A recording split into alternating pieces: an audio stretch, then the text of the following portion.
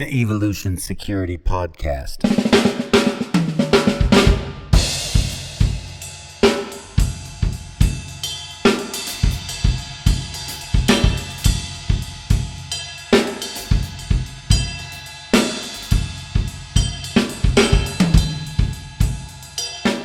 Well, everybody, welcome to the EvoSec podcast. This is Aaron Davis, half of the Tactical Twins, and I've got my brother Eric Davis over here on the other side of the desk virtually. How you doing, brother? Doing wonderful, Aaron. Yeah, it is funny, the virtual side of this, but I think we mentioned it many times before. It is like we're hanging out. You know, it's not as cool as being together in person, but you know, we always have a blast doing this, and it's always a delight to be on the air with you, man. Man, 100%. Can't agree more. Well, just like to let our audience know, we've got a great interview with Ernest Langdon. This is the second time he's come on, and I mean, we're excited about that. And, you know, this interview was a really jovial, just kind of hangout session. You know, we talked about several really cool topics, including a new product line that Langdon Tactical Technology has released that we are both personally excited about, aren't we, Eric? Oh, yeah, and I'll say, man, it was a very, not surprising in the sense, I mean, Ernest is an awesome dude, but every now and then we'll do an interview where, man, it's just like there's so much awesome discussion and content in this interview. I'm looking forward to our audience getting something out of it. Oh, yeah, there was some, frankly, really interesting information that kind of take you aback if you're used to following Ernest. So I think they're going to enjoy it a lot. And I say let's go ahead and jump into this interview with Mr. Ernest Langdon. All right, we would like to welcome Ernest Langdon, who is a renowned competition shooter. He is a renowned instructor and carrier of the Fast Coin torch, and he is, of course, owner of Langdon Tactical Technology, and they are, of course, synonymous with the Beretta family of pistols. How are you doing, Ernest? I'm doing great. Thanks for having me on your show. We're so glad to have you on because you are a repeat offender. And so this is your second time on, and again, we are honored to have you on because we've been talking about having you back on for quite a while. So before we dig in here, could you go ahead and give a quick intro of who you are? Sure. I mean, you pretty much covered it. I am owner of Langdon Tactical Technologies, along with my wife, Aimee. We are known for developing and selling a line of parts and accessories for the 92 or the Beretta pistol line, 92 and PX4. A lot of cool innovations there that we've done over the years. I am a firearms instructor. I've taught quite a bit for many years, dating back to my active duty time, teaching there, as well as, like you said, a competitive shooter. I've been very successful in pistol shooting, so that's been a big part of what I am known for as well. Well, real quick, Ernest, for our audience that may not know the level of success that you've had, you're at least at my knowledge, because I've followed you for years, a multi-time IDPA national champion. Can you give a little bit of your accolades and competition real quick? Sure. I won the IDPA nationals 4 times, I think, is the correct number. I won the Winter Nationals 5 times, Wow. which is another national championship match that they run every year. And I won the USPSA Production Nationals. I won it the first year they had it. I was thinking that you had won USPSA as well. Awesome. Yeah. And I've won the Stock Service Division at the World Speed Shooting Championships twice. Nice. So yeah, I just wanted to make sure, not that you're a humble dude. You're probably not really into talking about your accolades, but I want our audience to, if they haven't listened to our previous show, which we'll point in the show notes, to know your pedigree as far as competition goes. So kind of segueing perfectly into your wife, Aimee, just had an awesome showing this last weekend. Can you talk about that for a second? Yeah, she won women's elite division, which is the top division at the Arizona Tactical Games this weekend. They held it up at Ben Avery. It's a 2-day long competition that, for those that are not familiar with it, it's kind of CrossFit meets shooting. And you don't have to be a CrossFit athlete to do it, but the workouts that they put in with the shooting are very CrossFit-ish, if you will. Probably a little bit more functional, a little bit more tactical in nature, meaning they're moving, practical, farmer's carries and getting over walls and different types of carrying heavy objects and then shooting, and then some running and some sprinting and various type of activities. They're pretty rough workouts, pulling sleds across the ground, that kind of stuff, and then getting into a position and then shooting accurately under the pressure of time and physical stress. So she has this is her second win.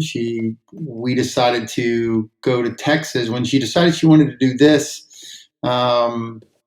Here, when we started training for it, we realized that we really didn't know how to train because we had not done it before.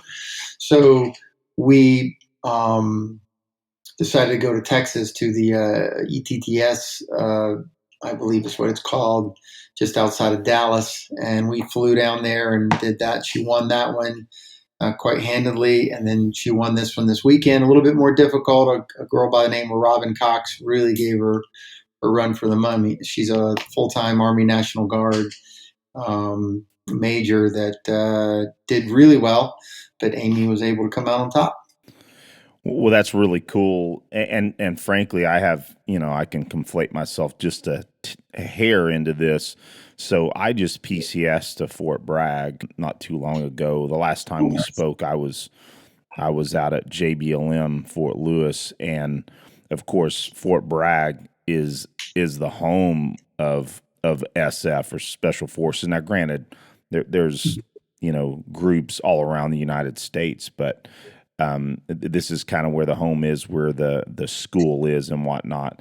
And the street that I live on, let me think, I've got 5 SF dudes on my street, and I joke with them every now and then. It's like, hey, we got a damn good fire team on this street. That if the shit hits the fan, folks have a difficulty on this street. But that said, one of my neighbors is an ODA team leader, and he and his wife are CrossFitters, and they invited me to a couple of their training sessions out at the range.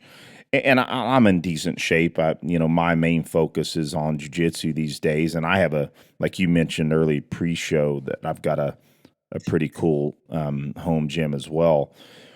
But they took me out there. We had a bunch of kettlebells and some 60-pound medicine balls and a few other things, and they wore my butt out because both of them were a lot younger than me, and I mean I had decent shooting compared to them, but it was definitely a hell of a workout. And you said the farmer's carry, you spoke earlier.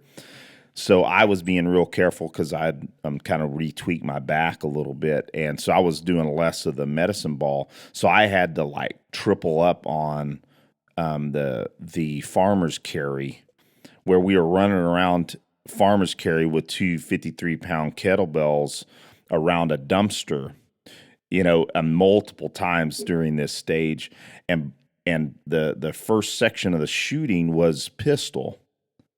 And I have never experienced this before. After I had done all those farmers carries, I could not grip my pistol. I could not manipulate the trigger. So I'm at like 10 yards trying to hit center.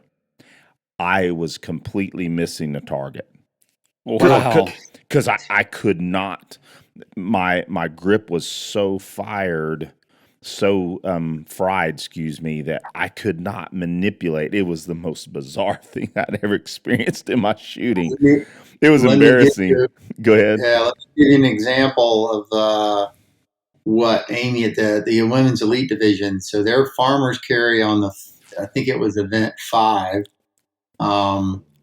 was their farmer carry, I would call them yokes, but they look like axle bars with a handle on them. They're made for loading up. They were 115 pounds per. Wow. And they had to carry him 50 yards, shoot, carry him back, do 9 hand release burpees over one of them. Wow. Carry him back, shoot. And that was after they had a 600-meter buy-in run before they even started doing that. Hey, Ernest, did she happen to wear a heart monitor during that? Did she track her heart rate during that? I'm curious. She has a watch that she wears, but I don't know, what it was. But yeah, I'm sure it was pretty serious. Yeah, that's awesome. Tell your wife congratulations, and tell her we'd love to have her on the show at some point if she's willing to do so, to talk about it. And I will say this, and we can segue into the next section, Ernest, is that I don't think it's very fair that she had Ernest Langdon as a shooting coach. I think those other folks were at a major. It's fair because she's my wife and she's going to get that. But I will tell you this. Oh yeah, I'm absolutely playing. I am super, super proud that she did. I mean, her shooting. I mean, fitness wise, she's in it without a doubt. But she did win it because of her shooting, without a doubt. Well, that's cool. Her shooting made all the difference. She actually, on several of the events, I think overall, she dropped fewer points than in shooting than the men's elite shooter did. Awesome. That won. That is killer. Real quick, we don't have to give a total rundown, but what pistol was she running, and then maybe what rifle was she running?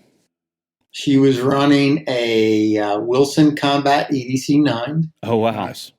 Yeah, it's basically just as you were saying. When you run this event, when you get that exhausted, having a really nice trigger, like all of them nice trigger pulls, is pretty significant. And she shot. We're good friends with Bill Wilson and Wilson Combat. We've been close with them for a long time. Great dude. She. Mandy Bachman is a friend of ours, and she shoots for Wilson Combat. And she was really kind enough to send Aimee. Was like, I'd like to try that gun and see if that would be a good competition gun for me.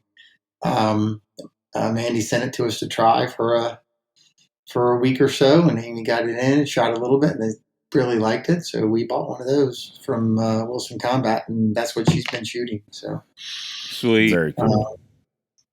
Yeah, that's what she's shooting there. And her rifle is doesn't really know who his daddy is, but it's like most AR-15s. Yeah. But it's really a ballistic advantage built gun. So it's a ballistic advantage barrel and one of their enhanced lower and upper receivers.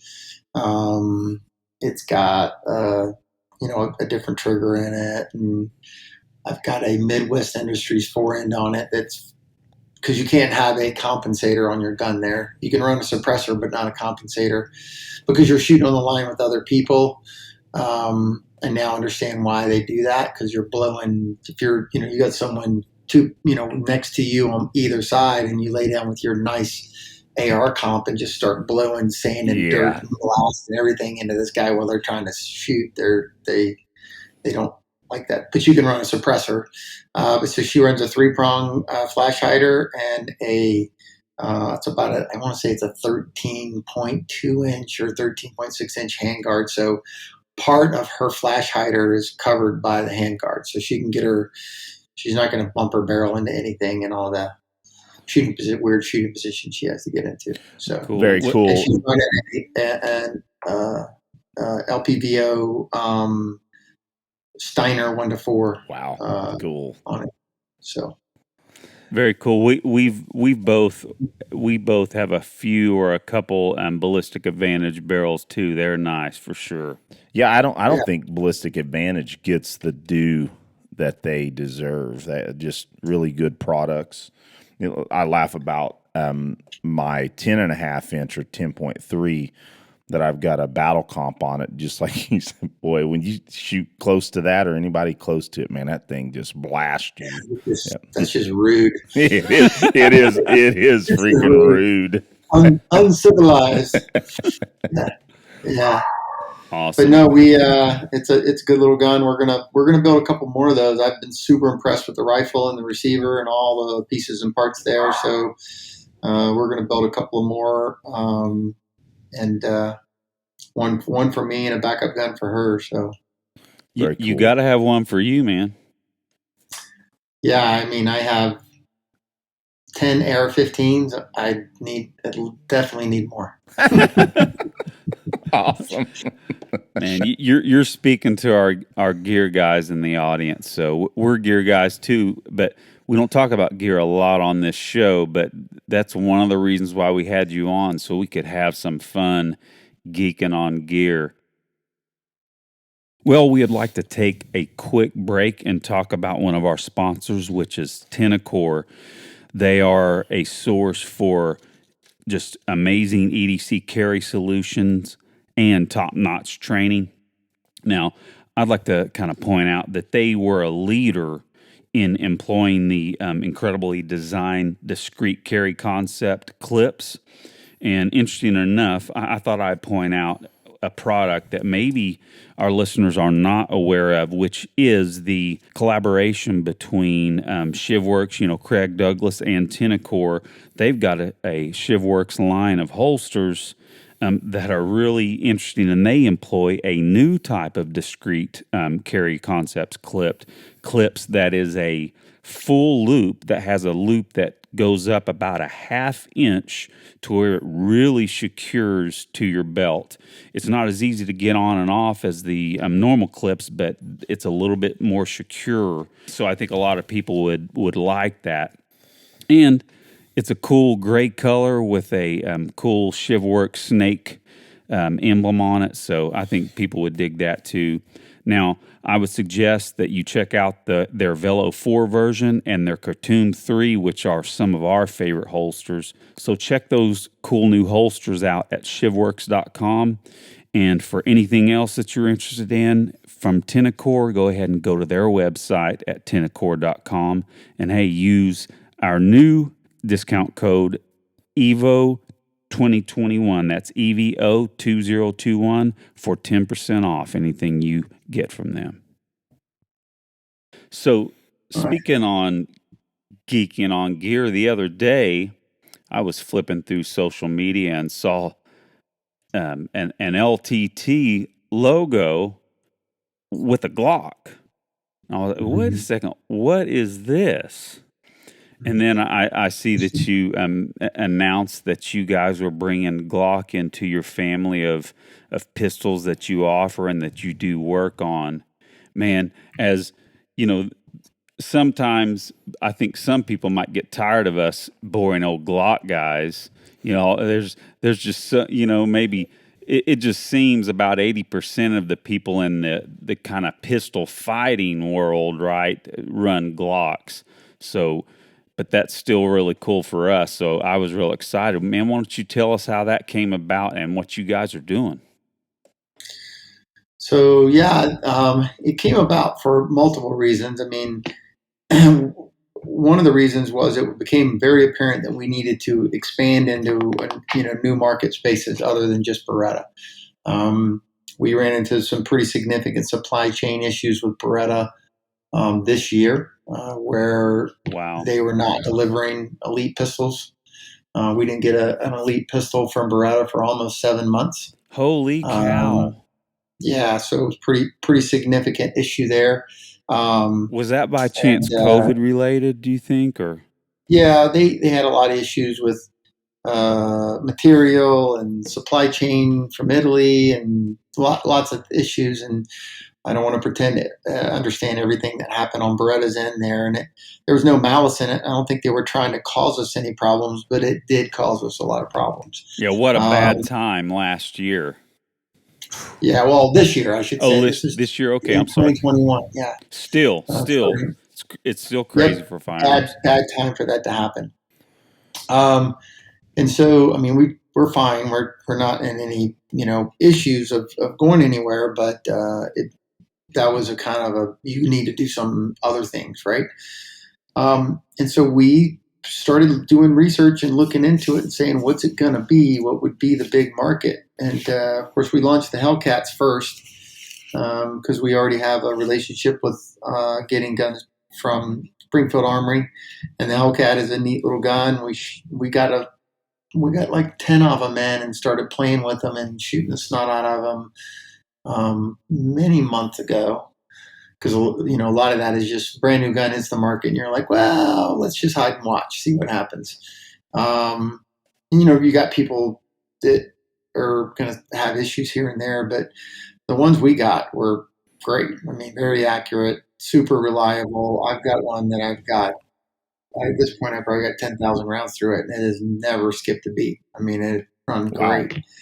But that's you didn't ask about Hellcats. But anyway, the Glock thing was specific to several things. We even put out a couple of polls on Instagram and on our story, and hey, what should be the next gun we shoot on, work on, and what would you like to see next from Langdon Tactical and that kind of stuff. And hands down, Glock won. I Wow. mean, that alone. I mean, it was at the top of the list. And, we've gotten our share of hate from that because, there are people that hate Glocks and, this thing. But at the end of the day, our customers and the people that, kept saying, you need to do this. So that was one of the reasons. Then you get into the fact that the Glock pistol is by far the most prevalent handgun in the world. Yep. Not just in the United States, not just in this, in the world, right? And so there's a lot of good reasons to make the decision that the Glock is going to be your fighting gun. And that's one of them because I'll give the story that when I was at SHOT Show, it's been a couple of years ago now, and some friends of mine from law enforcement from California, we were having dinner and we're talking guns, of course, right? And they said, hey, Ernest, if you could only have one gun, what would it be? You can only have one gun. And I said, well, a Remington 870 pump. And they were like, what? And I'm like, yeah, I mean, if I get you said one gun, period. I can't have any other guns. I mean, that's the gun that I can shoot I can kill a bird with it and I can kill an elephant with it. I can use it for home defense.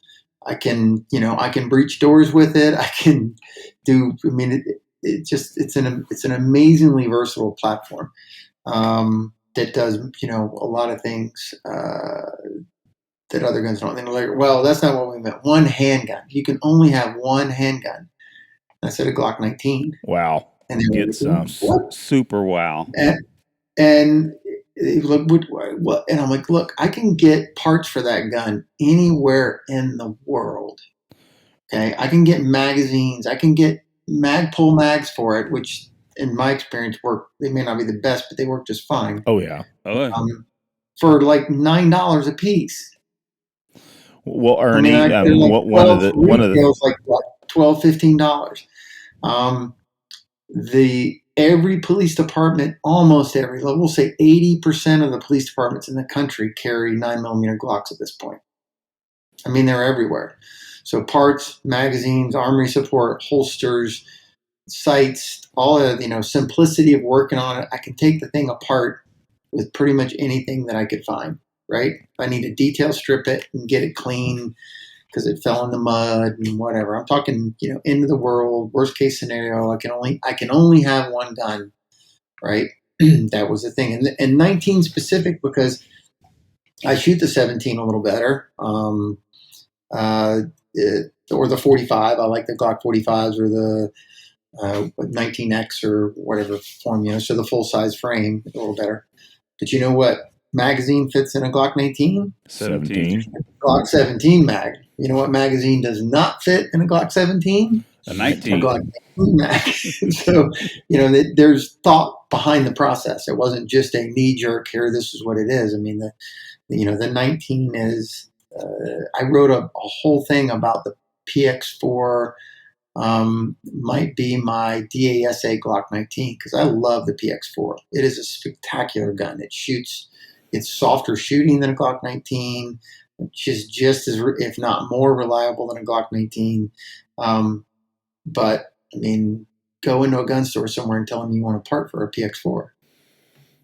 You tell them you want hey, I need a striker for my Glock 19. Dude's going to pull the drawer out and go, okay, here. Because he's probably got one of those kits that has, 20 of everything in it, and hand you a striker. I mean, I joke, you break a striker in your Glock 19, you can probably walk around the Walmart parking lot and find one somewhere. It's just stuff is everywhere. Well, Ernie, I'd like to say, if you don't mind me interjecting, we on in EvoSec call the 19 Jesus's pistol. First off, and then secondly, I've got enough parts downstairs next to my bench to keep my my Gen 3 and Gen 5 Glocks going for perpetuity. So yeah, that's a great point. It's interesting too because I don't think they're nearly as shootable as like the Beretta 92. I mean, I can shoot circles around myself. Go figure. Oh, I mean, it is just so much easier. I'll tell you. I'll give you an example. I went out several years ago. It was 2016, 2017, something like that. I think 2016. I went out and took LA Sheriff's post firearms instructor school. LA or a California certified post firearms instructor or whatever. I forget the exact terminology, but the LA Sheriff's put on a tremendous job. The firearms instructors at LA Sheriff's Department are top notch guys. Excellent. But I went out there, and the first thing you do when you get there is you shoot the FBI's bullseye qual, which is all on a B8 bullseye. It's 25 and 15 yards and scored, and you have to you got to hit the score or they just send you home. Because the whole point is that we're not here to teach you how to shoot. We're teach you how to teach people how to shoot. We're here to make you an instructor. If you don't know how to shoot, then you shouldn't be here. Mm-hmm. And they sent people home in my class. The interesting thing was, on day one, when that happened, there were Berettas everywhere. Everywhere. Guys were shooting Berettas. When they had to shoot B8s at 25 yards with iron sights, guys were shooting Berettas. Interesting. And as soon as that was over, all the Glocks and M&Ps came out. It was amazing. It was amazing. They were gaming that, weren't they? Were shooting a striker fired gun and as soon as that B8 qual was over, they went back to striker fired guns.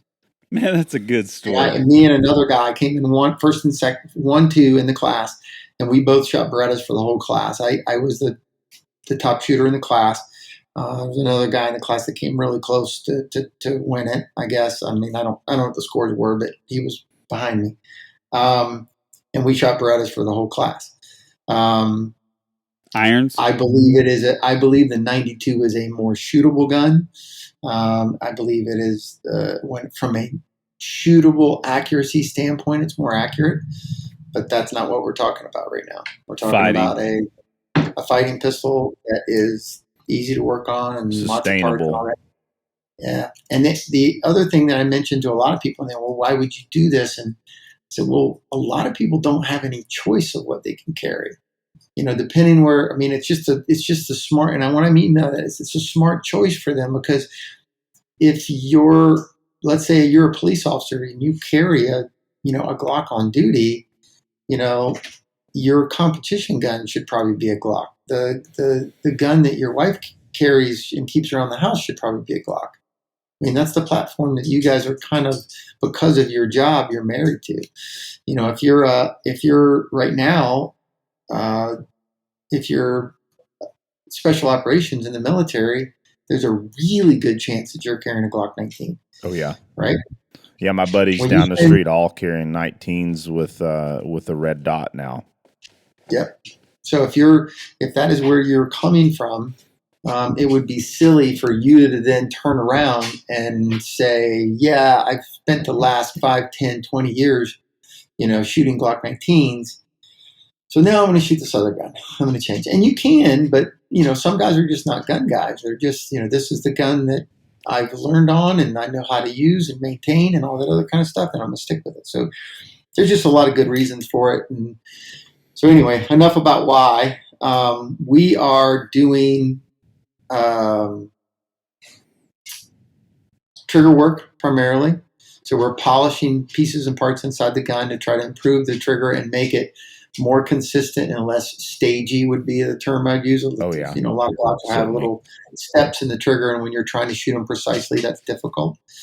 So we polish, those pieces, which we are good at. I mean, that's what we do on the 92s. We polish things very well. And then we put the Apex trigger shoe in there, which reduces over travel. And I think it's way more comfortable to shoot with an Apex trigger in it, because the factory trigger, if you're going to shoot a lot, it gets to be rough on your finger. Not that you can't do it, but I prefer the Apex trigger, the way it feels. But it reduces over travel, which makes it a little bit more shootable. And then by reducing over travel, therefore reduces the reset distance, right? Which, right, wrong, or indifferent, we all kind of have to like to have a shorter reset if we can. Oh yeah. We're undercutting the trigger guard, which I think is an absolute necessity on a Glock. The fact that we're at Gen 5 and they haven't changed the shape of that trigger guard blows my mind, because that thing's brutal. Everybody I know, that thing just tears their knuckle apart, right? So we're undercutting the trigger job, kind of polishing that area radius in a little bit, make it more comfortable, and kind of help relieve that Glock knuckle. Stippling, laser stippling on the frame. We've got a couple different patterns that we do there to improve the grip texture all the way up where it needs to be, and it looks nice. That kind of piece. Yeah, that was one of the things. Obviously, we have several different. I was just going to say that was one of the things that stuck out to me. It's like, man, they're even doing some nice. Looks like you're doing some laser work on it. Mm-hmm. Yep. It looks great. Obviously, we're doing sights and trigger work, and we got a mag plug that we're selling that is a great addition to the Gen 4 and Gen 5 guns. C&H Precision made it. It's basically fills in the hole in the back, but it kind of adds as a mag guide as well. Instead of it being just a plug, it definitely helps speed up the reload of the gun, and as well as protect dirt from getting into your trigger group. The plugs are a smart thing to have in a Glock, I think. I don't know why that's open. I'm sure there's a reason. Glock will tell you why that area is open, but that's a direct pathway to your trigger group in a Glock. Yeah. The spring and so everything. Yeah. I think thinking some sort of plug in there is a really good idea to keep crap out of the bottom of the gun. Backup iron sights for red dot guns, red dot plates from C&H. Trying to think of what else we got. I mean, just pieces and parts working on the gun. Primarily trying to focus on Gen 5 guns. I think the Gen 5 guns they made a lot of really important improvements. Oh yeah.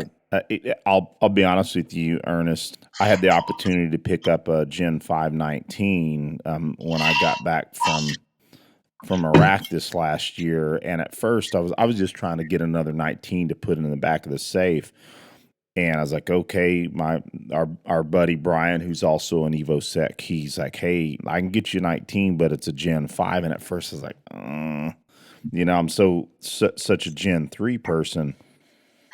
The first time I shot it, I called Aaron and I said, hey man, this Gen 5 is amazing in I mean, just the difference that the shootability, it shoots softer, and the trigger just so much better. Even the stock trigger is pretty amazing. So now I'm in the middle of pushing all my Gen 3s to the back and getting Gen 5s. So yeah, I can't agree more with that.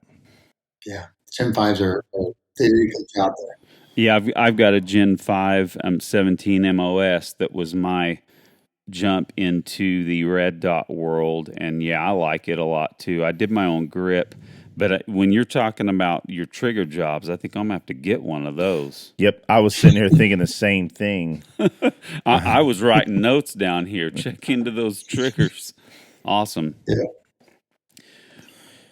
Yep. So that is the Glock story, and it's going well. I have a 19, a 45, a 17, and a 34 MOS, 48, 43X, both MOSs, and a 48 non-MOS. So we're probably going to start. I don't know if you guys play with the slim frame guns at all. Oh yeah. We're doing the trigger work on those, but I've been shooting this because we've been working on this for a while. This is not. We didn't just decide to do it. This has been months and months in the process. I've been shooting the slim frame guns quite a bit with the shield magazines, the 15-round shield magazines. Yeah. You've been shooting the 48. The 48, yeah, is the one I've probably shot the most with it. 48 and 43. 43X MOS that has quite a bit, and a 48 MOS, but I don't have that. That one's off with somebody else right now, and they're shooting it, so I might not get it back. It's a really, really nice 48 with a 507K on it. Oh, nice. My wife's got the exact same rig right there, 48 with the 507K. But anyway, those shield mags have been real. I mean, you got to put a steel mag guide. I mean, a steel mag release or mag catch in there.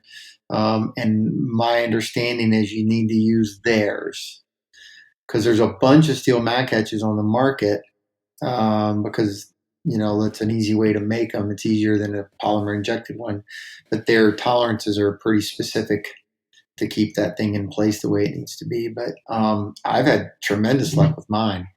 The only issue that I have is a bunch of mine are blue, and you got to watch them because they rust really easy when you're carrying them. You start sweating on them. But they've got a new finish they're coming out with, so we're going to probably start carrying those and offering those as an option. Because I mean, it's a Glock 19 capability in a gun that's significantly thinner and kind of smaller, and it doesn't seem like it's smaller, but man, it does carry a lot easier. Well, Ernest, I think I mentioned in the last show that my son is a Marine. He's stationed at Lejeune, and he's on this SIG 320 kick. And I actually loaned him one of my 19s, and he's actually doing some of the Marine Corps firearms instructor. So he at one of his side jobs with his position, and so but he doesn't own any pistols himself. So I'm to the point where he's like, I think I'm gonna just buy him a 48 just to freaking force. I feel bad. It's like I'm not saying anything bad about the 320, but I just know. I mean, he's been shooting Glocks for years, and he's actually been teaching with me here locally. He's become one of my assistant instructors, doing an awesome job. But I'm kind of wanting to influence him against that 320. But he's a grown young man, so. Maybe if I get him an LTT 48, he would shut up. They got a pretty good marketing machine going there, and I don't have anything bad to say about them because I don't have much experience with them. Obviously, they've had their fleas along the way, and they've had their issues that everybody knows about. I know some people that shoot them and really like them. I don't. I mean, it's a smart design. It'll be interesting to see, where that pistol is and what everybody thinks about it in 10 years after it's been in military service for 10 years. Well, the military service is a whole new level of abuse that most people don't really understand. Well, just like you said in the past on our previous show about, how you decided you were gonna help your units figure out why in the heck the 92s are having such issues, and hence where you are today. But yeah, it is amazing to me how hard military firearms are used, including especially in a training environment. They clean the daggum function out of them. Literally clean them to death. Wear them out cleaning them. Yeah. Interesting. Well, I'm embarrassed to say that besides a little Beretta Tomcat, the only is it a Beretta Bobcat? I think they are the little 25. Besides that, every single one of my pistols is a Glock. So one of these days, I got to venture out. Well, Aaron, I think you were talking about. I've got a lot more pistols than Glocks. Oh yeah, I mean, in Berettas, I got Berettas and Glocks and SIGs and HKs and various brands of 1911s and.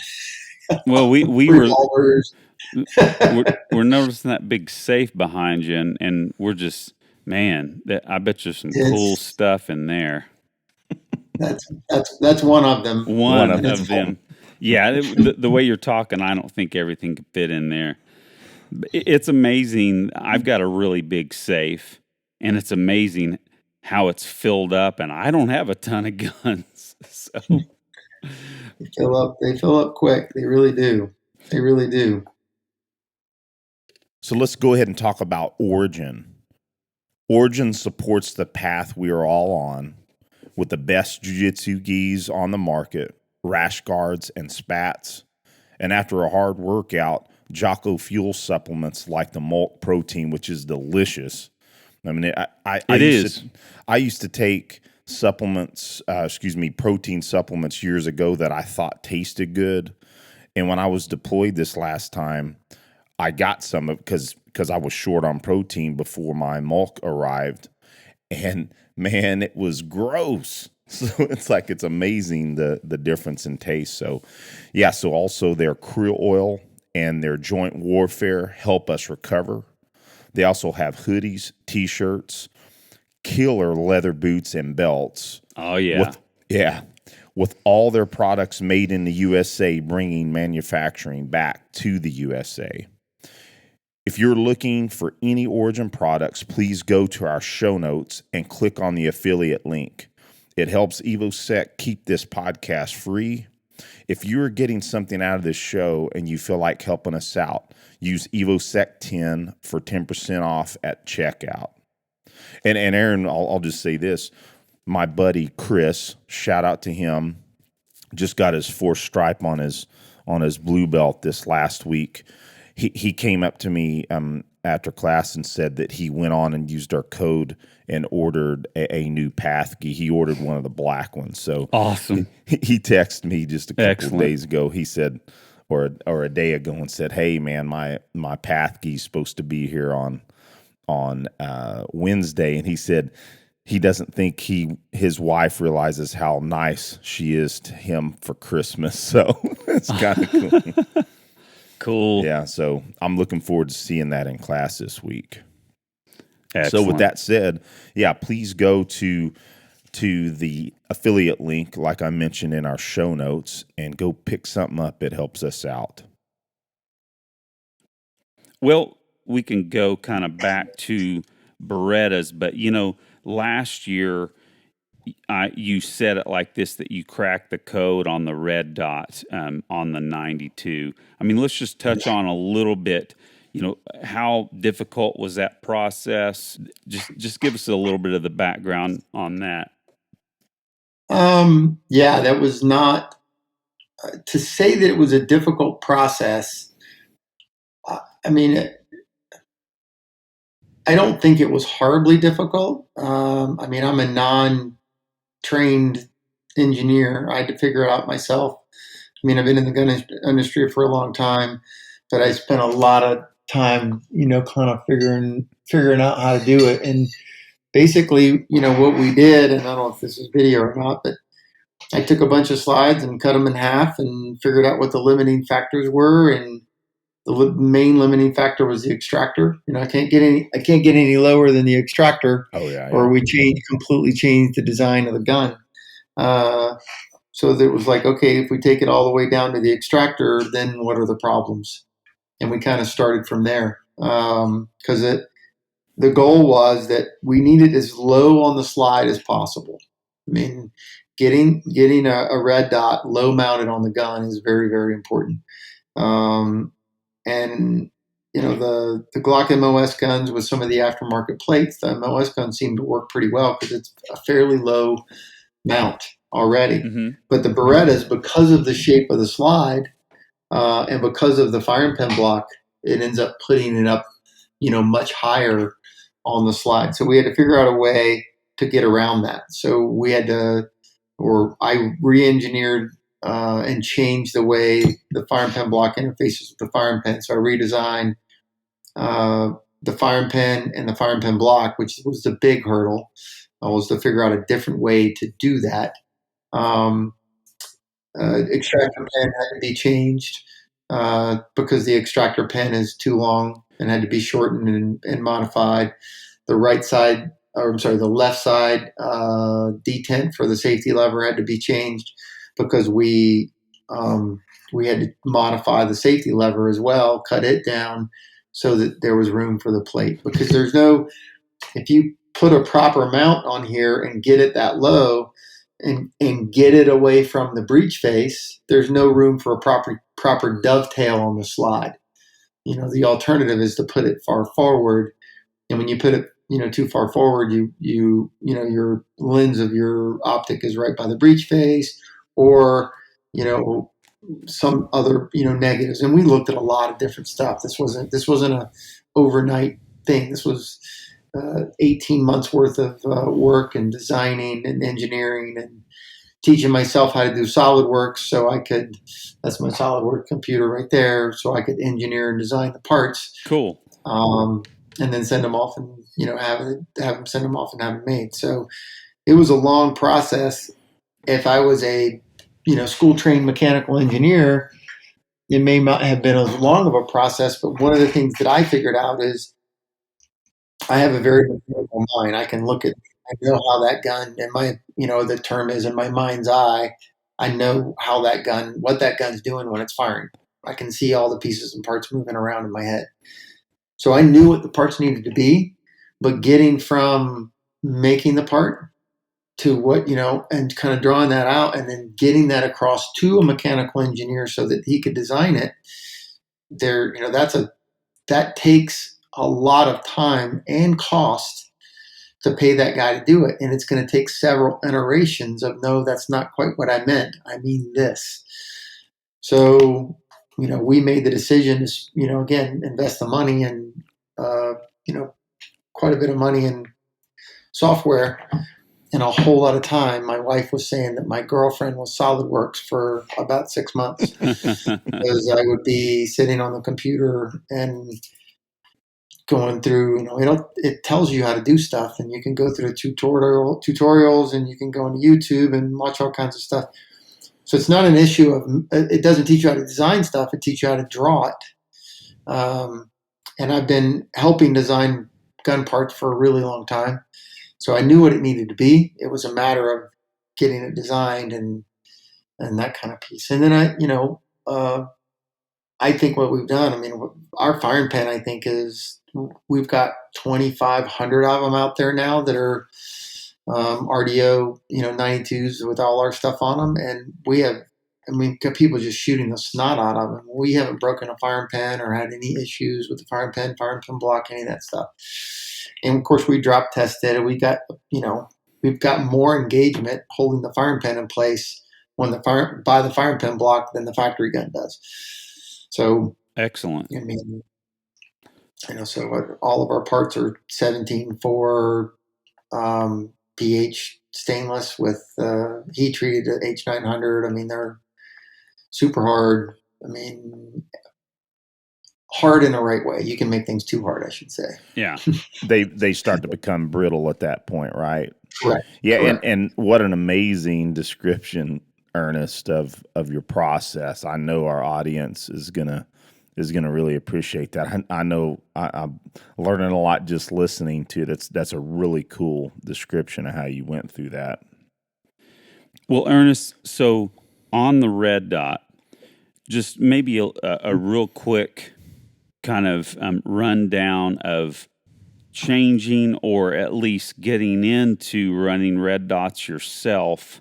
Is it something that kind of changed a lot for you as a shooter, or did you get a lot of benefit from it, like a lot of us? Let's hear a little bit Yeah, about that. so I would argue that probably, it's tough. I can shoot the red dot. I firmly believe I can shoot a red dot more accurately than I probably have ever been able to shoot iron sights. Wow. And from me being a really serious shooter, putting on a red dot on the gun has given me accuracy abilities that I have not had in 20 years. Wow. You know, Is it because of vision? Yeah, but primarily because of vision. I mean, I don't have the depth of field in my focus. I can't see the front sight nearly as good as I used to. And it gives me the ability, you know, I think that a lot of people think that, that when people say that being target focused is an advantage with a red dot, meaning that you can see what the threat is doing, and that's 100% true. But it also, being target focused allows you to be focused on a single plane instead of more than one plane. So now I'm looking precisely at where I want my bullet to go. And the dot, because of it, the way they're focused, is right where it's focused in the correct plane as to what I'm trying to hit. So the ability of the human to do that is very important. Now, or it gives you a tremendous accuracy advantage. It's not that you can't shoot, the other gun can't be shot as accurately, but it's a hell of a lot easier with a red dot, especially at distance. I mean, you get past 50 yards, and it's almost carbine like accuracy with a red dot. Inside 100 yards because of the way you can see.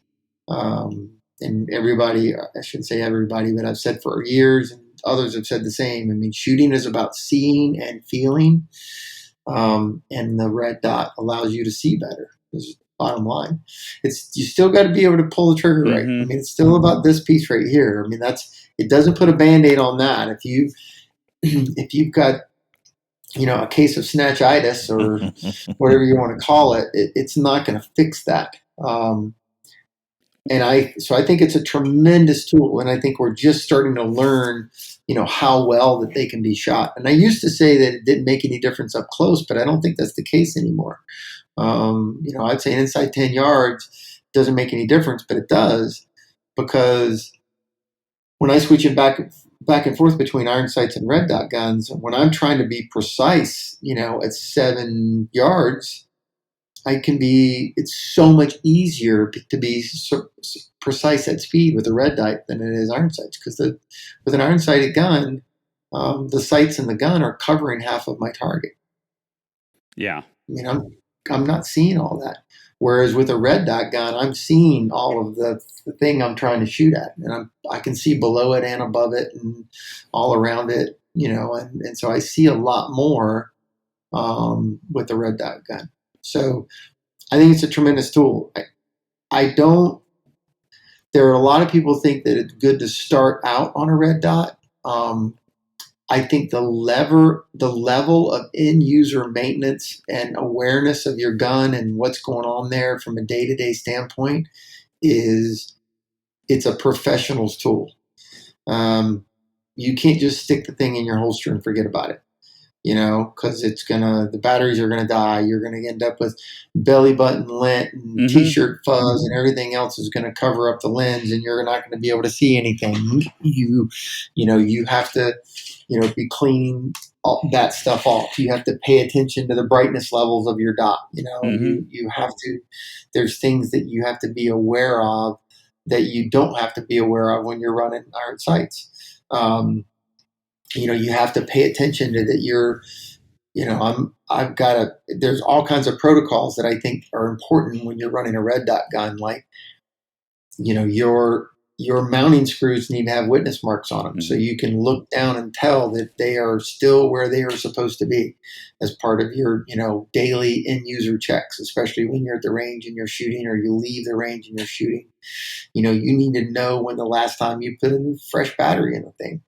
You can't just wait till it dies. Mhm. The type of battery that you use is important. You just can't go get whatever you can find at Walgreens and throw it in the gun and hope that it's going to be fine. I mean, there's big differences there. So I don't think it's for everybody. I don't think it's for the new shooter that's just trying to figure things out. It makes it a lot easier for a new shooter, right? They don't have to learn to, line things up. They just put the dot on there and press this thing so that it doesn't move. Boom, done. It's kind of at the end of the day. So there's more that's involved there. I mean, I wipe my lenses off when I clean the lenses on all my red dots guns with a anti-fog lens wipe, anti-static anti-fog lens wipe. So instead of trying to put cat crap on there and do all that kind of stuff, I just wipe the whole thing off with a treated lens wipe. I need to get in with some of that, because you talked about lint and stuff. When you're carrying, you're going to get. I mean, in one day, you're going to get lint, especially if it's a open emitter. You're going to get lint all over that back lens in one day. Yep. And that's one. It's funny. I was sitting up here yesterday. The best thing I found so far is a Q-tip, and I had a Q-tip out here getting that lint off. But I still know that there's something better. So is there a brand that you're talking about there? I buy mine from McMaster in boxes of 100. They're I think it's called Z Leader or something like that. They're just a little individual packet lens wipes. You just tear one open, take it out, wipe it off. It's a lens wipe. It's like boxes of 100 of them for I don't know, $20 or something. And you just get it off of Amazon or something like that, or I get them from McMaster, the guys that sell all the screws and Torx bits and all the other stuff. I buy all kinds of stuff. Got it. Well, we love providing that kind of information to our listeners, so I'll throw that in the show notes for sure. You said McMaster's or McMaster car.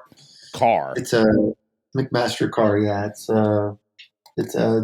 they're like a major industrial supply company that sells high quality, all the different screws and parts, and any gunsmith or car guy will know who that is. Nice. Okay. I have heard of it. It's just been a little while. Yeah, we'll throw that in the show notes for sure, Ernest. That's good info. Well, then real quick, I've heard you say your favorite optics before. I'm just curious if it's still the same. What are your favorite optics to run these days? So right now I'm still a fan of the SRO. I bet I have 10 guns with SROs on them, and I hear about people saying they break and this, that, and the other, but I haven't broken any. I haven't had any blue zero do anything. The only thing I've had is thrown one on a gun and left the factory, ever ready battery in there, and 3 months later it's dead. So, but I have not had any issues there. And from a shootability standpoint, there's nothing even close. Because of that so large aperture. Large aperture, yeah. Nice, small, clean dot. I mean, and easy. You can take the battery out from the top. You don't have to take it off the top of the gun. So really, really like it. Next to that, my next favorite would be probably the Holo Suns, the 50. I'm sorry. Is it the 507C? Huh? Is it the larger one, the standard size, the 50? Yeah, the larger one, 507C, I think it is now. That's what we're both running. C2 now because they got a newer. So the 507C, I like those a lot. I've had really good success with those. Would be the next largest aperture, and I've got several of them. The 509T, really like that optic. Had it on a 19 for a while, and was really like, I really dig this thing. There's two things about it. One is the edges of the window, the optical clarity is not real good. So a couple of times you put it right, you look at it and you're like, why is it blurry over there? That's one thing I saw. But the other thing I noticed about it, because it's a big box, it's significantly less concealable.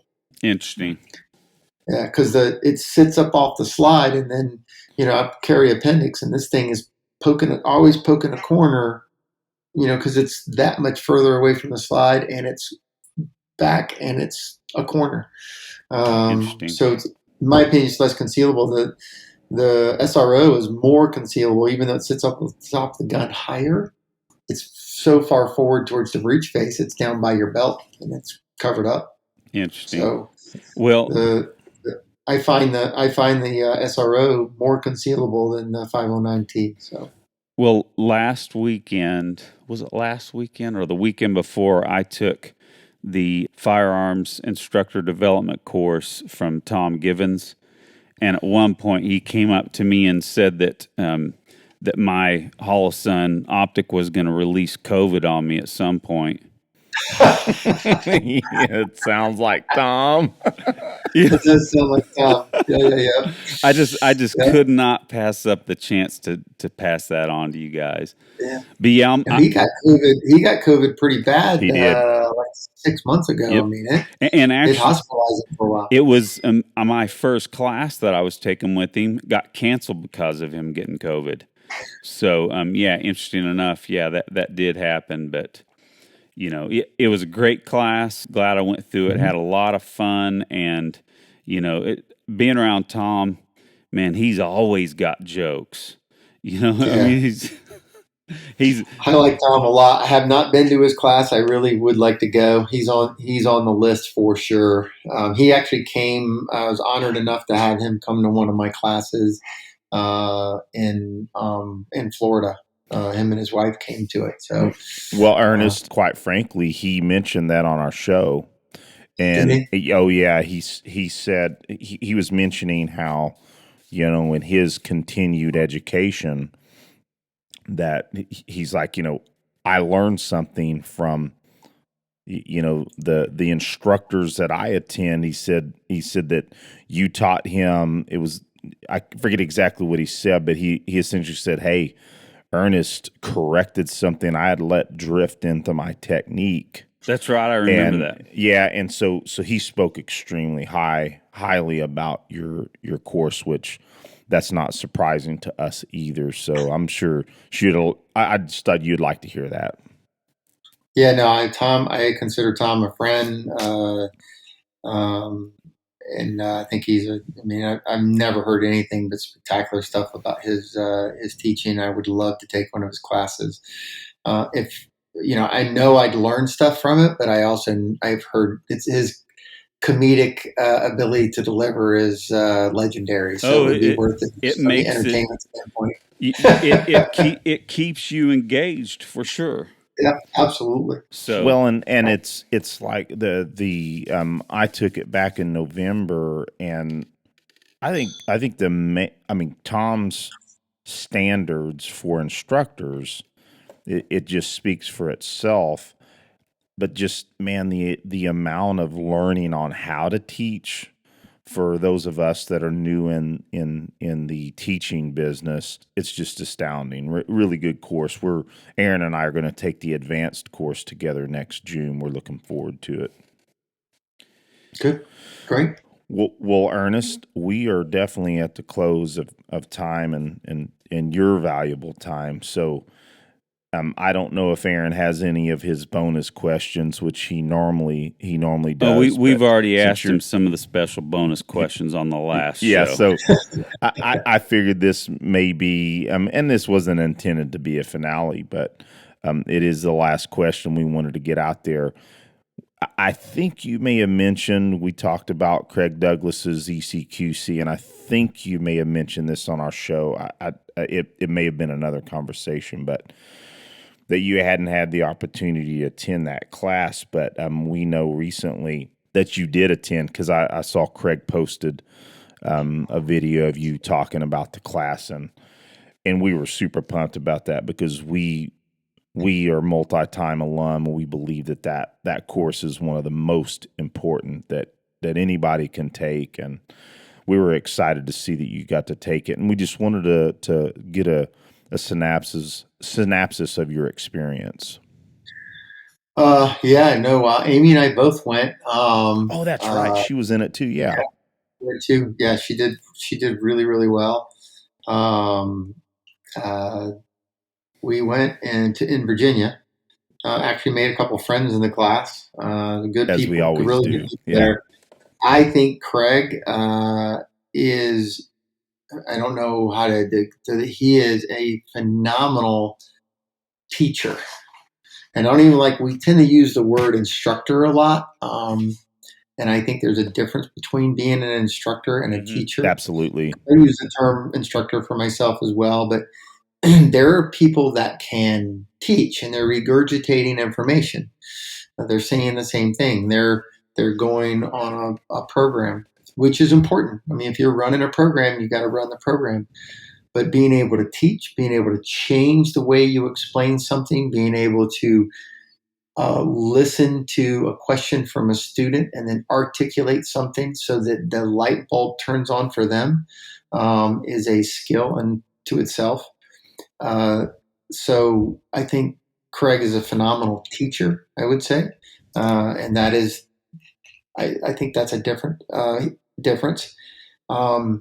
The way he ran the class, the structure of the class, the depth of the curriculum, and the way it was put together and organized is second to none. He did a tremendous job. It is. I agree with you that course. I mean,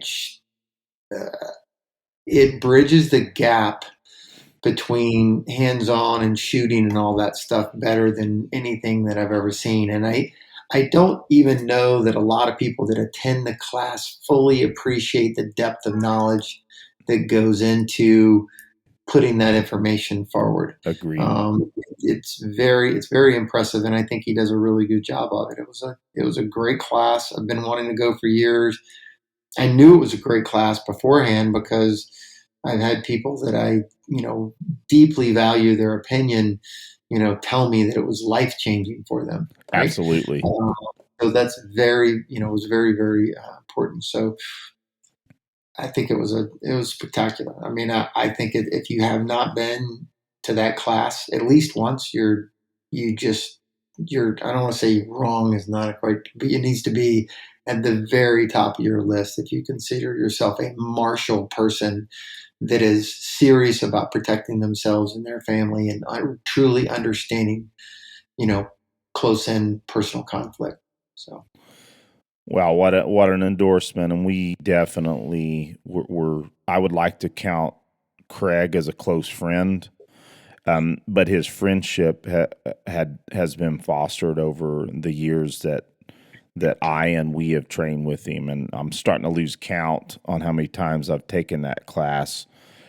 But Craig, from back in 2010, the first time I took it, delivering the same content, however, changing the delivery and just dialing it in every single time has been amazing to me. And Craig definitely deserves the accolades that he gets. So we were excited to ask you your experience. Very cool, Ernest. And I had a really good time too. I mean, literally, there's probably a little something wrong with me, but the rolling around and going at it and I just had a blast. It Oh, was yeah. so much fun for Awesome. me. People were all nervous and all that, and of course, you get anxious when you're gonna throw down. But I just had so much fun in the class. I really, really enjoyed it. Well, I and mean, Ernest, you describe it perfectly, and probably at the end when you're doing the hot wash, you are probably feeling elation and feeling camaraderie with everybody, in the circle, and also probably glad it was over too. Like every single time, it's funny. Every time we host it, it's like I was like, why am I doing this again? No. But I'm kidding. I always love it. We have some of the best times of our lives, Aaron and I yeah, together. I would definitely like to go back and do it again. I really enjoyed it.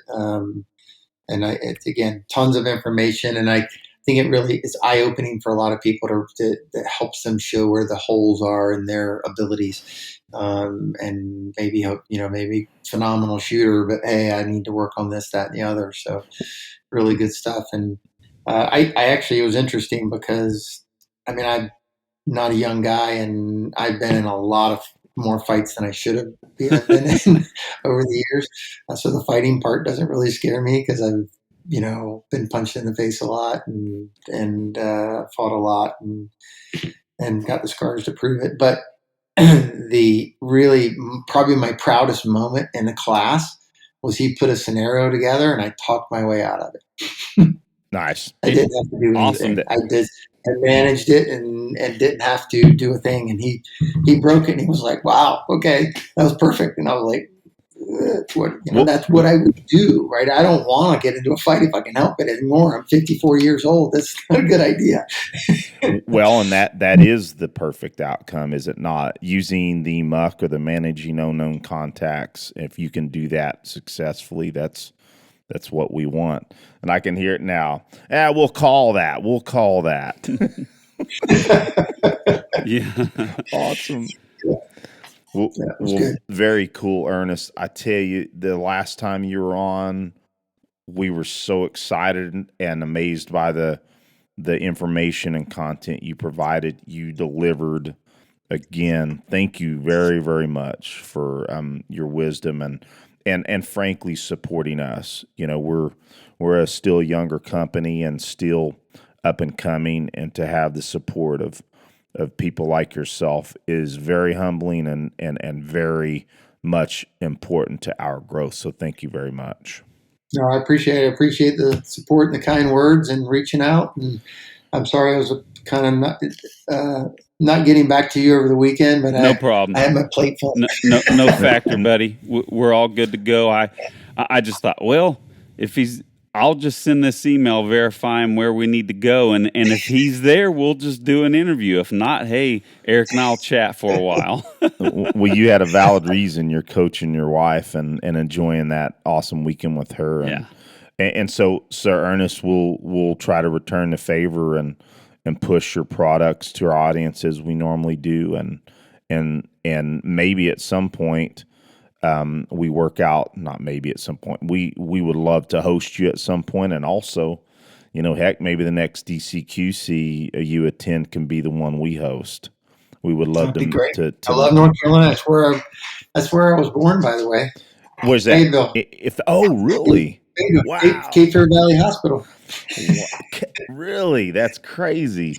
Yeah, my wife and I live in a bucolic neighborhood in North Rayford.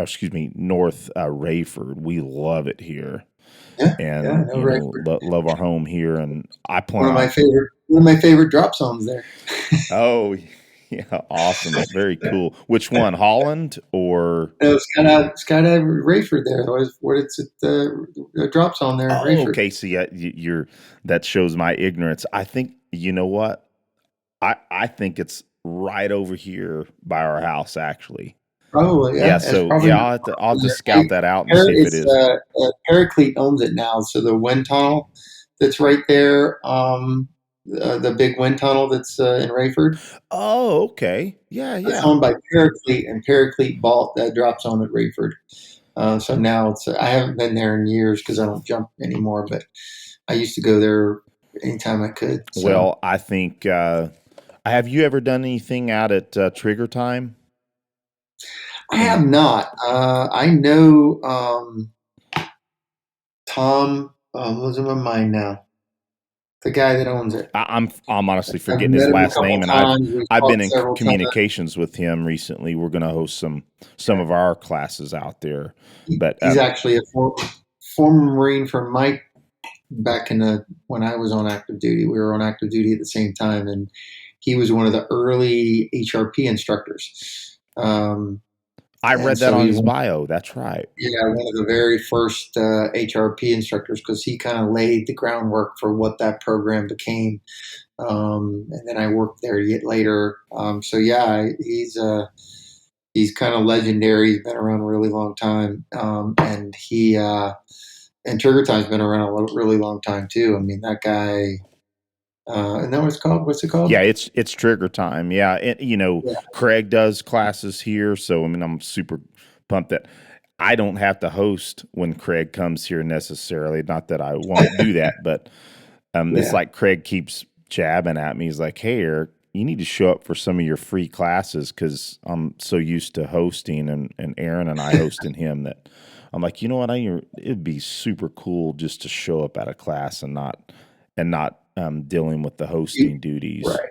So yeah, maybe we can make something happen here with you at Trigger Time. That's likely the place that I would do it at. So I got a lot of friends in that part of North Carolina. I need to make a trip out there, and if any of them are listening, they're probably going, "You've been cussing me out. You've been telling me you were coming, and you haven't." And there's a long list of them that I owe a visit to, right there. A couple of them in Rayford and Pinehurst, and all around that area. So. My wife and I love Southern Pines and Pinehurst.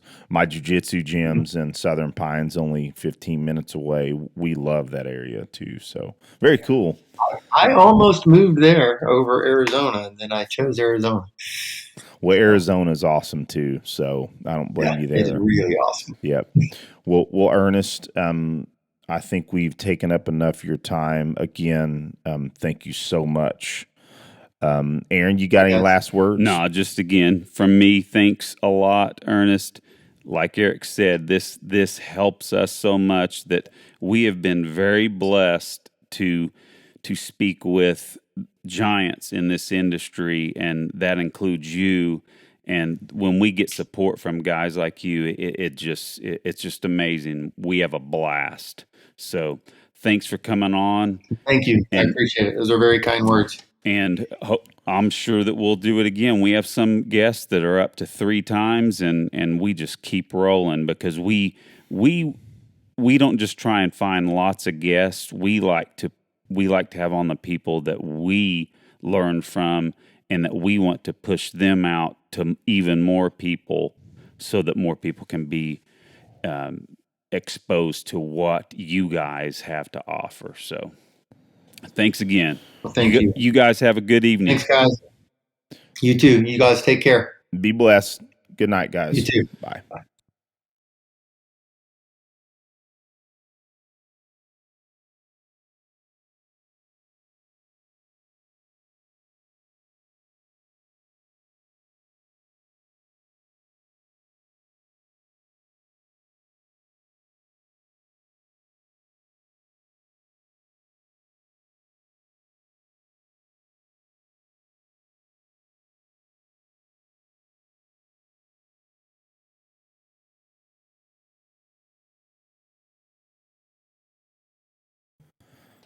Well, Aaron, I think it's about time for our accountability for this week. What do you think?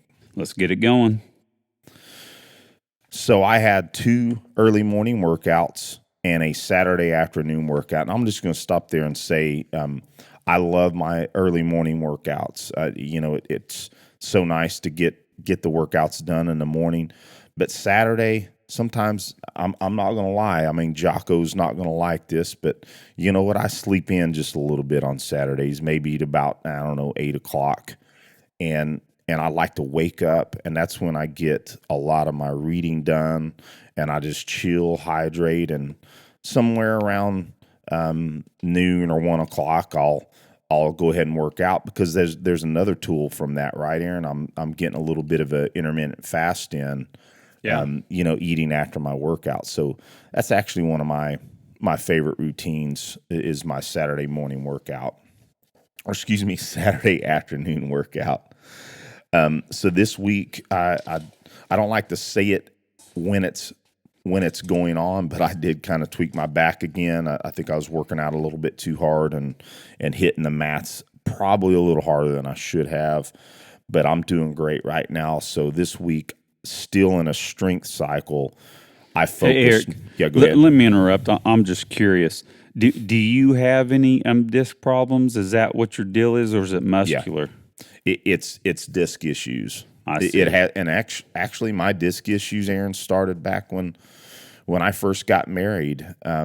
We were rear-ended on our honeymoon week, and that was the first time I experienced real herniated disc. And I think, honestly, Aaron, I think it was my days in the Army, just being hard on my body during that time, and lifting super hard, probably without the proper form I have now, because I went and got more education, getting instruction from proper people or proper coaches.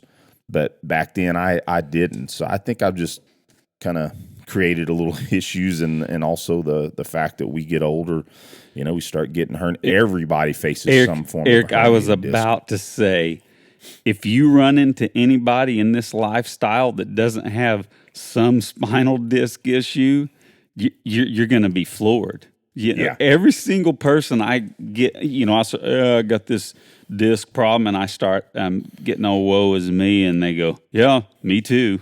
Shut up, let's roll. Exactly, precisely. And I do, make sure that, especially if it's somebody I know kind of rolls a little harder than they really should, or let's just say they may be a little less experienced, I will tell those folks, like, listen, hey, let's take it easy. Try to keep my back healthy. But yeah, all of us, every single one of us have some form of disc issues. And hey, full disclosure, people can't see me twisting my neck around right now. I've got my herniated disc bugging me this very second as I'm trying to record this. Yeah. And the big difference, Aaron, is the real bad injury I had 3 years ago. I've properly rehabbed, and a lot of the tools, Dr. Eric Goodman's protocols, and just the way I warm up now, I'm always doing some form of strengthening of those smaller connective tissues and the disc. I also have an inversion table that really helps. So yeah, even though I've had several tweaks, a couple of small tweaks this year, I bounce back super quick, versus the difference in not strengthening those muscles. So that's really what is important. Hey, bro, what the hell are you moving around over there? What's that? Keep hearing scratching and stuff. Oh, crap. The audience, I'm getting on to my bro. I'm not even taking this out. Whatever you're doing over there, quit it. So what it is, Aaron, is you're not going to pick it up on my... Aaron, it's my paper on my computer. Quit it. It's not coming in on the recording, but I'm sure it bugs you because you're hearing it. Oh, it's not coming on the recording. Okay, a little bit of movie magic there. Okay, carry on. How's that? Yeah, so my workouts, I backed off the weight a little bit and focused on one of my lighter kettlebells, my 44-pound, and I worked a lot on chin-ups, pull-ups, handstand holds, kettlebell swings, cleans, presses, and goblet squats, with variations in both of my morning workouts, and then my Saturday workout was an hour-long cardio session. And then both of my morning workouts, I dusted off the boxing gloves after having that awesome conversation with John Valentine, and ended with three 3-minute rounds of boxing. So that was kind of cool. That's killer. So dry fire, I had two 30-minute sessions trying to dial in the red dot using Ben Stoger's book, Dry Fire Reloaded. I focused on the draw a lot. Of course, with the dot, that's a big focus, is the draw stroke and making sure that I'm picking up the dot properly. And I'm also, Aaron, I'm trying to trim off a little time on my draw. You know, my concealed draw, in all honesty, covers right around 1.4-ish, 1.5-ish. Ditto. And I'm actually trying to I'm not trying to go for a sub-second draw for concealment necessarily, but trying to trim off 0.2 of a second wouldn't hurt. Yeah, I think a good round 1.2 would be pretty doable at our skill level. So yeah, I'm aiming for that too. Yeah, and I also used my scaled down Ben Stoger targets, doing a lot of transitions this week as well, working on that because I haven't been doing a lot of transitions and movement. I did quite a bit of movement in my dry fire dojo.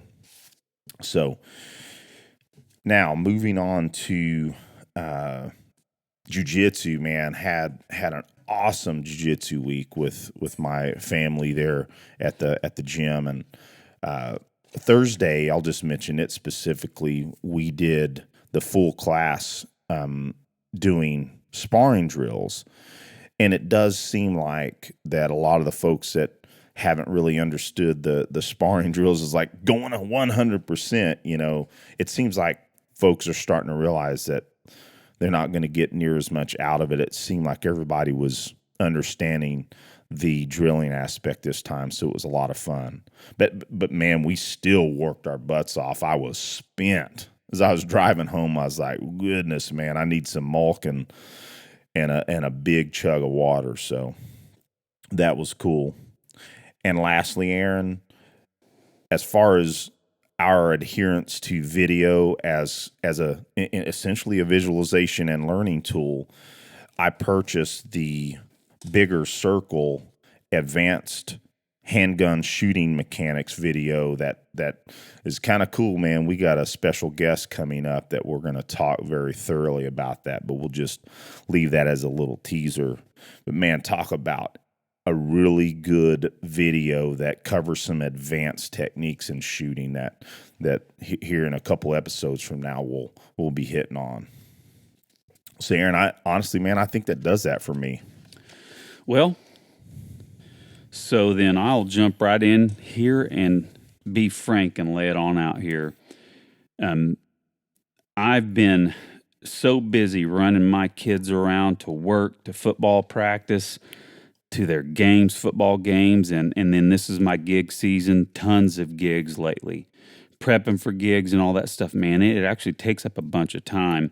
So I have been figuring out how I'm going to work in my cardio workouts right now, but I did get one 30-minute session on my stationary bike. And as my wife is, again, recovering from her back surgery, we did go on a few walks this week, just not as long as I would like. But, yeah, I need to kick my cardio and workouts up a notch. That's where I've been, to be frank, kind of lazy. So, you know what to do. Yeah, I know what to do. Need to get off my butt and get with it and just do it. So, for dry fire, I did dry fire every day, but I'll just say it straight. Lately, because of everything I'm busy with, my dry fire sessions are literally about 2 minutes each. But what I've been working on has been that blue tape drill we learned from Eric Gelhaus, which really is an amazing drill, okay, for getting that target focus instead of that dot focus. And I've been, frankly, working on the basically just from the number 3 position, marrying that grip, and then going to full extension using that wave technique that we learned from Scott Jedlinski. Those are the 2 main things I worked on. Dry fire, maybe a few reloads, but... Well, Aaron, if I can stop you real quick, bro, nothing wrong with doing 2-minute dry fire sessions because you're doing it every day. Yeah. Which, you know, and again, I actually in only doing 2 but 2 30-minute sessions, I'm kind of going against what I normally do, just like you do as well. But that's just the way it shook out for me. But yeah, don't beat up on yourself for those short sessions. We know that like Claude Werner pushes those shorter sessions so that you'll be more than likely to do it. Well, and if you remember often. one of our recent shows, Spencer Keepers, he does the same thing, and nobody's going to tell you Spencer can't shoot. Yeah, and this special guest that's coming up is doing the same thing right now. So when the audience gets to learn who this special guest is, you'll know that, hey, I guess it is okay. Yeah, rock on. Well, so now let me move on to, I was actually blessed enough to take my youngest son, my 12-year-old, to the range yesterday. Had a real nice time with him. I need to get to spend more time with him, frankly. And so a few things I worked on. Now I just have to say I am embarrassed to say that I do not believe I tested my 380 carry ammo that I carry in my 42 and what my wife carries in her 42. Uh-oh. Yeah, I know. So, boy, that Tom Givens instructor development course made me feel a little guilty about not testing my carry ammo and inspecting my ammo. So I actually bought... that's a big part of that class. Yeah, but yeah, it is. I'll say it real quick. I bought quite a bit of brand new carry ammo for both 380 and 9mm. And before I put that in any of my magazines, I inspected it all. But that led me to making sure all the old ammo that I had been carrying for the last year or so, which is wrong too. But I tested that out by both mine and my wife's Glock 42s, which that ammo, by the way, is the Hornady 90 grain XTP projectile. And those actually, if you guys aren't familiar with a lot of the new bullet technologies, 380's back on the table as a good carry round. Is it top? No, but these particular loads meet the FBI protocols. Solid. Nice. They meet them solid. So, but again, I needed to test them through these guns and put about 30 through each one of them. That's not a perfect sample size, but you know what? Had no hiccups.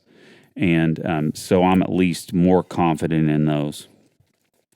So then I did not shoot a ton with my son there, but I did one drill. I actually did a live fire version of that blue tape drill.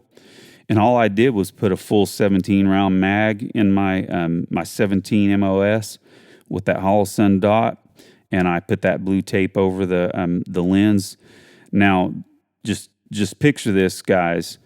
Your optic is fully covered up. You cannot see through the optic. But yet I put basically a full mag in a 3-inch group, practicing that target focus. So awesome. Yep. So that drill works. Not being able to see through that optic, you're actually, of course, marrying your left eye vision. Well, in my case, left eye vision with that dot. You're marrying it and being able to hit the target and focus on the target instead of the dot. Okay. Now, let's see here. Oh, so I'll tell you what. At that Tom Givens class, I took the instructor development course. Man, I did not do too hot on the casino drill when we did that. So, it helps when Tom Givens isn't standing right next to you. Maybe that was it, because I went, the first time I did it yesterday, I did it clean in 17.14 seconds. Not bad. Now, yeah, that's not bad. That's not super fast, but that's not bad clean. And then the second time I did it 15.36 seconds, but I had 2 shots down. So, the way that drill goes, you didn't meet it, but that's all right. I'm glad for those. Now, one thing that's cool is, again, I took my son with me. Now, he's 12 years old, and he has not shot a ton, naturally. a lot of 12-year-olds that have dads that are as into training and shooting and competing as I am, they do shoot a lot. But my kids don't. They just haven't been interested in it that much. So he comes with me, and he's shooting, and he's frustrated with himself. Man, I showed him a few technique tweaks, and after I showed him, he goes, "Dad, it's pretty amazing how much better I shot when you told me just a few things to change." That's awesome. Yeah. And then I showed, for some reason, he wanted to try strong hand only shooting. And I showed him some technique. I'm leaning in on his front foot, having that right foot forward, and then clenching his fist to his chest for safety. Dude, that boy, the first try, put about 7 rounds into some 8-inch steel. 7 rounds out of 10 on some 8-inch steel at 10 yards. It's awesome. Dude, how many fairly experienced shooters can do that? Yeah. Not very many, especially that don't practice it, is what I'm saying. It's not extremely difficult, but man, my 12-year-old son doing that for the first time, I was proud of him. Awesome, man. Now, I was too. You sent me a video of it. I'm real proud of him as well. One thing, and I'll let our audience go here, but speaking of him, I just got to kind of brag on him a little bit. For some reason, that young man has a knack for figuring stuff out fast. Talking about techniques of doing things, riding skateboards, riding those hoverboard things, and riding dirt bikes, and then this picking up this pistol. Fairly quickly dialing in technique, man. He's a talented kid. That's awesome, bro. Just shout out to my buddy, my little boy Graham. Just proud of him.